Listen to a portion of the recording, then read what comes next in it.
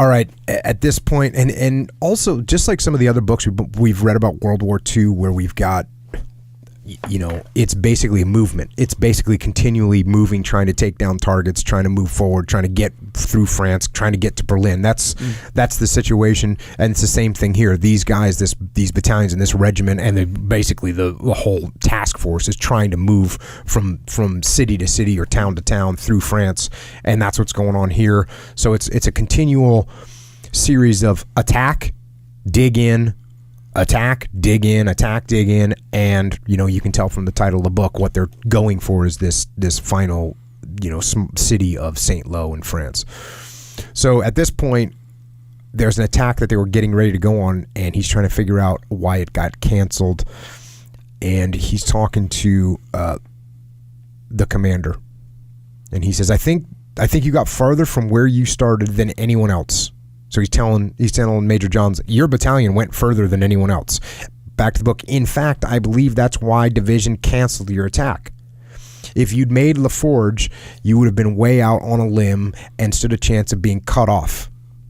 Major Johns, elated at their comparative success, was thankful that he had not renewed the attack and perhaps made another 500 or 1,000 yards. They would have been out front like clay pigeons for anyone to knock down.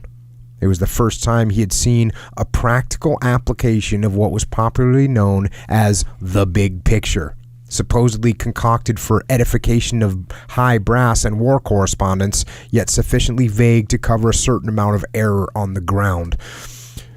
So the reason I wanted to call that out is he's admitting that from his perspective, like, why are you stopping my attack? And at this point, they'd gotten bogged down, then they were ready to go again, then they got bogged down, and now they were ready to go, and they get told stop. And so his first reaction is kind of, why are we stopping? We've actually got some momentum right now.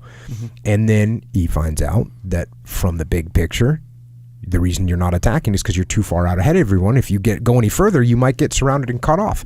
Now, this is a situation where understanding why is so helpful, and especially if you push that all the way down to the frontline troops and to the frontline leadership that's out there thinking, hey, we finally made some offensive progress and we can move and we can really take it to the enemy, and now you're telling us to stop? What is going on? The headquarters is stupid. They don't get it. They don't understand. Actually, they do understand.